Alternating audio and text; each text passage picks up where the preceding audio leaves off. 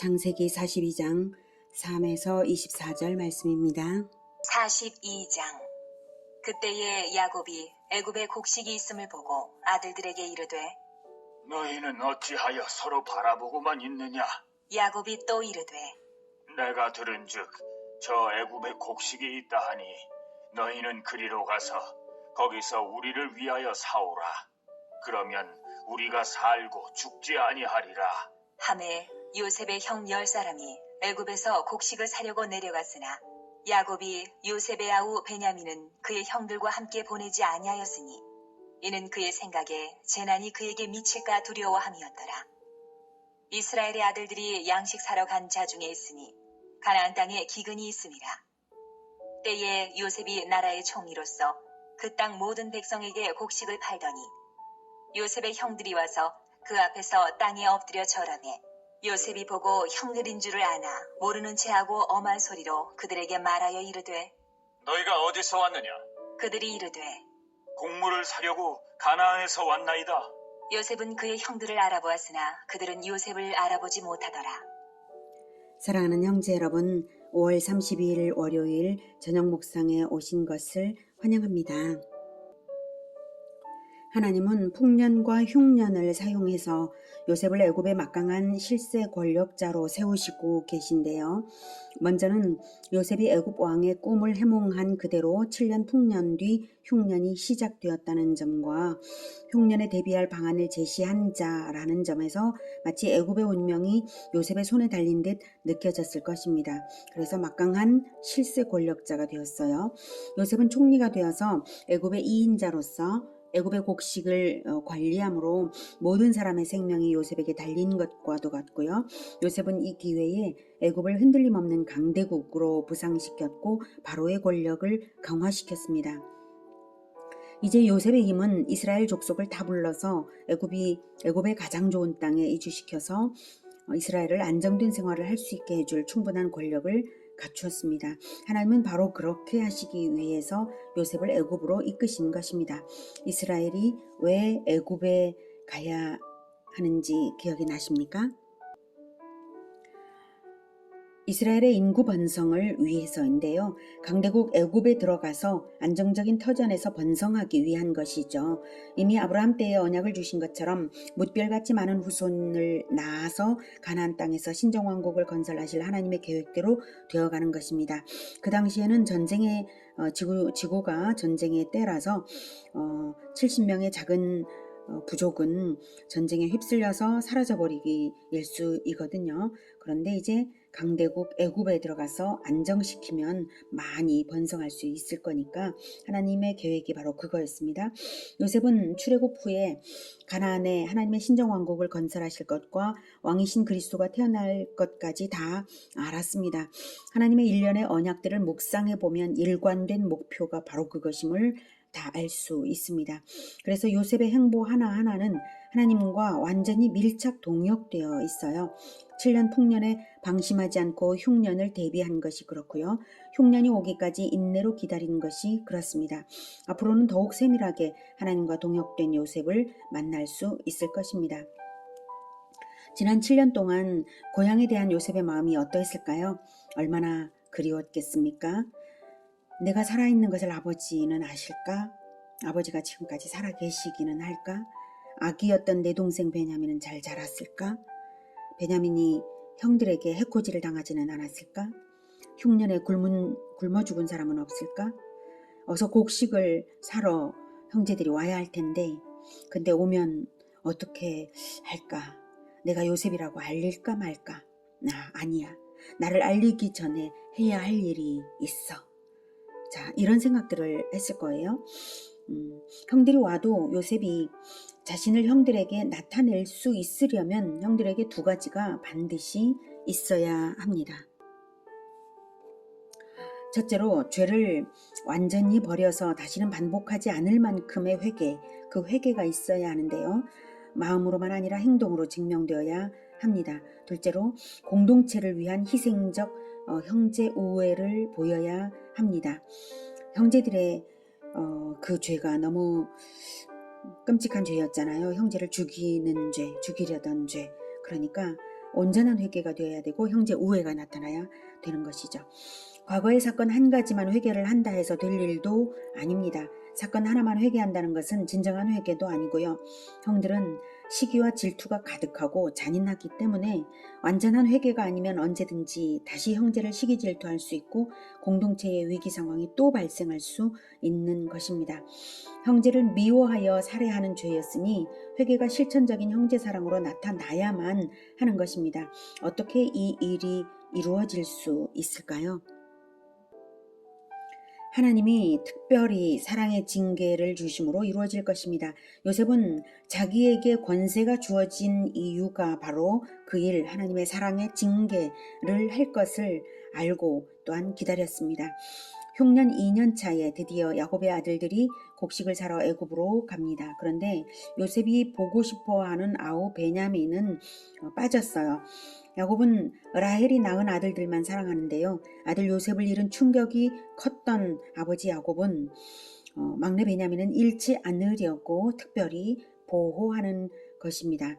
요셉의 형들이 곡식을 사려고 와서 애굽의 총리 요셉 앞에 와서 6절 땅에 엎드려 절을 합니다. 총리가 요셉인 줄을 알아보지 못했어요. 요셉이 20여 년 전 꾼 첫 번째 꿈이 이루어지는 순간이죠. 꿈에서는 형들의 곡식단들이 요셉의 곡식단에게 절하는 것이었는데요. 곡식을 얻기 위하여 형들이 절한 것으로 성취되었습니다. 9절 요셉이 그들에게 대하여 꾼 꿈을 생각하고 그들에게 이르되 너희는 정탐꾼들이라 이 나라의 틈을 엿보려고 왔느니라. 그들이 그에게 이르되 내 주여 아니니이다. 당신의 종들은 곡물을 사러 왔나이다.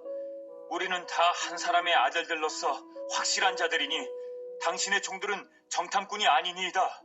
요셉이 그들에게 이르되 아니라 너희가 이 나라의 틈을 엿보러 왔느니라. 요셉은 그 꿈을 마음에 품고 있었기 때문에 그 꿈이 성취되고 있다는 것도 알고 감격했을 거예요. 그런데 형들에게 엄한 목소리로 너희들 스파이지 하고 몰아붙입니다. 왜 그랬을까요? 아버지 야곱과 온 가족이 다 와야 하기 때문에 상황을 주도할 필요가 있었습니다.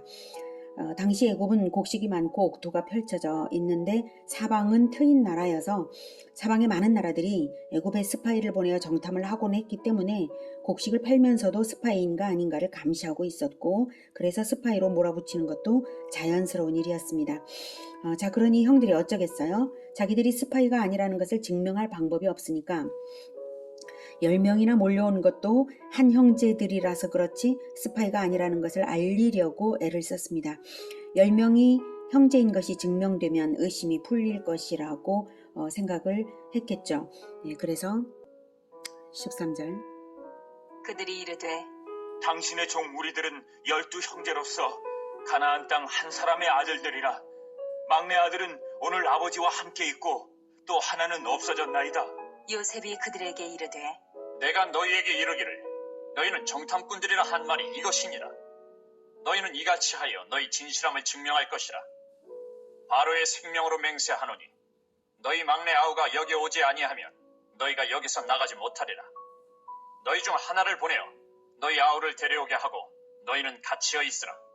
내가 너희의 말을 시험하여 너희 중에 진실이 있는지 보리라. 바로의 생명으로 맹세하노니 그리하지 아니하면 너희는 과연 정탐꾼이니라. 하고 그들을 다 함께 3일을 가두었더라. 우리는 12형제로서 가나안 땅 한 사람의 아들들이고 막내는 아버지와 함께 있고 하나는 없어졌나이다 라고 13절에서 말을 해요. 그러자 요셉이 이렇게 말을 합니다. 너희 진실함을 증명하라. 막내를 데려와서 증명할 때까지 너희를 가두어두겠다. 너희 중 한 명만 가나안으로 보내어서 막내를 데려오게 하라 한 것입니다. 그리고는 전체를 3일 동안 이제 가두었어요. 형들의 마음이 얼마나 답답하고 두려웠을까요? 곡식은 고사하고 간첩으로 몰려 죽거나 노예가 될 판이 되었고 막내 베냐민을 아버지 야곱에게서 데려오는 것도 불가능한 일인 줄을 모두가 알아요. 또 자기들 살자고 막내를 사지에 데려오는 것도 못할 짓인 것 같고 정말 곤혹스럽죠. 그러니 10명 중에 누구를 하나 선택해서 보내야 할지도 판단이 안 되었을 거예요. 이런 상황에서 무슨 생각이 났을까요? 어떤 마음이 들었을까요? 이것이 바로 하나님의 사랑의 징계입니다. 요셉은 형들에 대한 사랑을 감추고 사랑의 징계를 대행하고 있는 것입니다. 이럴 때 형들의 반응은 두 가지 중에 하나로 나타날 것입니다. 하나님의 자녀들이라면 과거의 요셉에 대한 죄를 떠올리고 참회를 할 것입니다. 마귀 자식이라면 우리가 스파이도 아니고 죄도 없는데 왜 이런 꼴을 당해야 하냐고, 곡식 사러 온 게 죄냐고 하며 항의하거나 원망 불평을 할 거예요. 하나님의 자녀라면 하나님이 자기들에게 일하시는 것인 줄을 생각할 것이고요. 하나님의 자녀가 아니라면 하나님의 일하심인 것을 생각지 않습니다. 참회냐 원망이냐, 형들은 어떻게 했을까요? 18절. 사흘 만에 요셉이 그들에게 이르되 나는 하나님을 경외하노니 너희는 이같이 하여 생명을 보전하라. 네, 사흘 만에 요셉이 하나님을 떠올리도록 하나님을 언급하면서 또 모두가 생명을 보전하는 방향으로 지혜롭게 선택하도록 유도하고 있습니다. 19절.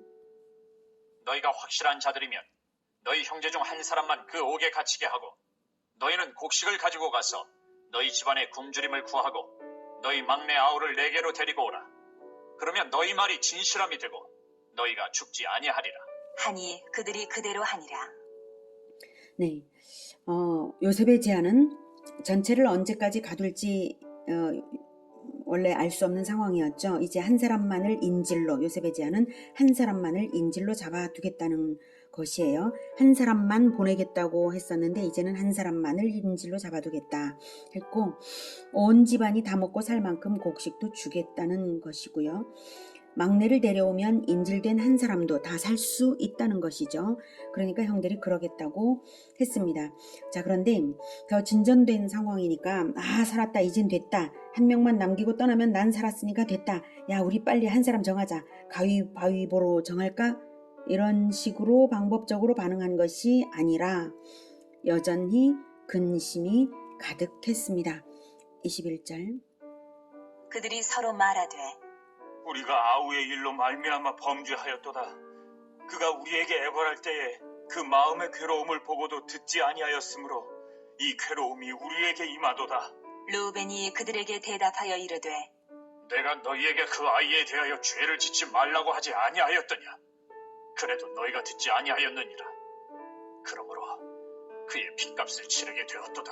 하니 그들 사이에 통역을 세웠으므로 그들은 요셉이 듣는 줄을 알지 못하였더라.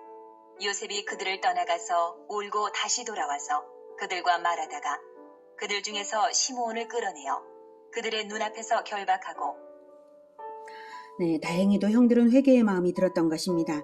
지금 벌어지는 상황과 요셉 살해 시도 사건이 직접적인 관계는 없는 일이잖아요. 그런데도 이 괴로움의 원인이 자기들 그 죄 때문이라고 생각하는 것입니다.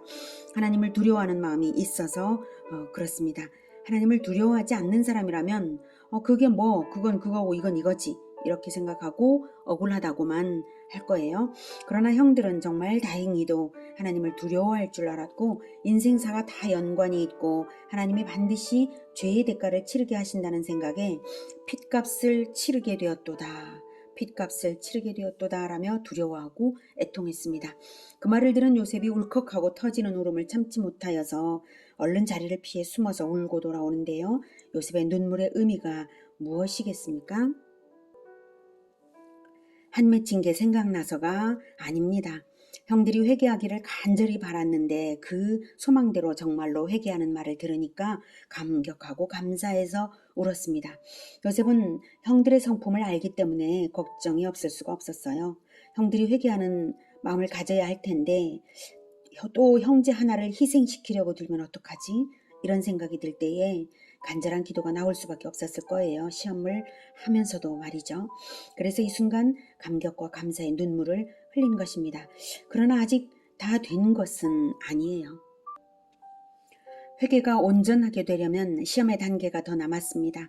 공동체 전체가 애굽으로 와서 정착하기 위해서는 더욱 강한 연대감으로 뭉쳐야 하고 희생적인 형제 우애가 반드시 필요한 것입니다. 그 연단이 준비되어 있습니다. 시몬을 결박하여서 인질로 삼는 것이 그것입니다. 이제 남은 흉년 기간은 5년이나 남았습니다. 형제들이 연단을 잘 받아 합격이 되면 속히 애굽에서 보호받을 것이고요. 시험에 걸려 넘어지면 5년의 기근을 고통으로 받을 것입니다. 하나님은 애굽을 이스라엘 신정왕국 인구 조성의 터전으로 삼으실 것입니다. 하나님의 언약은 반드시 이루어질 것입니다. 하나님은 우리에게도 지금 이 세상, 이 땅을 영원한 나라, 새하늘과 새 땅에서 시작될 그리스도의 영원한 나라의 인구 조성의 터전으로 이 땅에서 복음 전도자들로 우리를 세우셨습니다. 하나님의 계획에 방해가 되는 것은 다른 그 무엇보다도 바로 사람의 죄입니다. 특히 형제를 미워하는 죄가 하나님 나라를 방해합니다. 형제를 미워하면서도 전도가 될 리가 없고 자기가 전도한 형제는 사랑하는 것이 당연한 것이고 그럴 수밖에 없는 것이죠.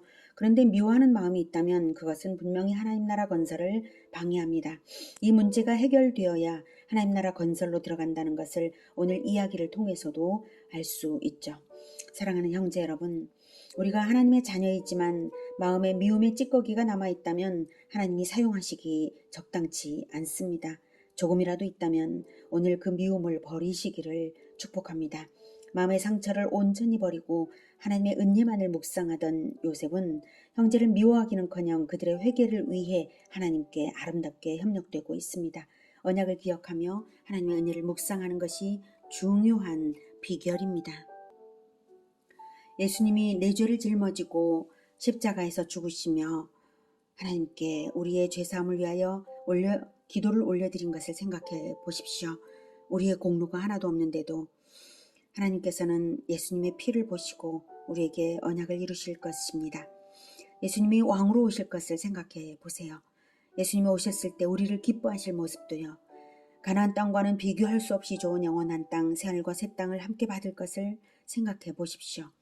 이 세상 찌꺼기를 마음에 남길 이유가 없어집니다. 예수님이 남기신 놀라운 권세와 사명, 모든 민족 제자 삼아서 예수님이 분부하신 모든 것을 가르쳐 지키게 하라는 그 명령은 사명이자 권세입니다. 그리고 그것으로서 영원한 보상이 또한 주어지는 근거가 될 것입니다. 하나님의 언약의 말씀은 구원받는 자에게 생명수와도 같아서 흙탕물을 조금이라도 마실 이유가 없어지게 하십니다. 이 세상 그 어떤 것도 새하늘과 새 땅, 주님의 영광에 함께할 그 언약에 비하면 흙탕물에 불과합니다. 언약의 말씀을 날마다 마시며 요셉처럼 하나님의 일에 동역자요 대행자로 끝까지 가는 우리 모두가 되기를 축복합니다. 기도하겠습니다. 은혜가 충만하신 아버지, 우리에게 언약의 말씀을 주셔서 깨닫게 하시고 그 언약을 바라고 나아가게 하시니 감사합니다. 우리도 요셉처럼 하나님의 언약을 밀착 동행하며 순종하여서 세밀하게 순종하여서 하나님께서 이루시고자 하는 그 일을 이루실 수 있도록 섬겨드리는 우리 모두가 되게 도와주시옵소서. 그 어떤 다른 것보다도 오직 하나님 나라를 소망하며 하나님께 동역되기 원합니다. 요셉처럼 지혜롭게 그리고 순전하게 사랑으로서 동역될 수 있도록 늘 우리 마음을 지켜 주시옵소서. 예수님의 이름으로 기도드립니다. 아멘. 이어지는 시간은 개인 기도 시간입니다.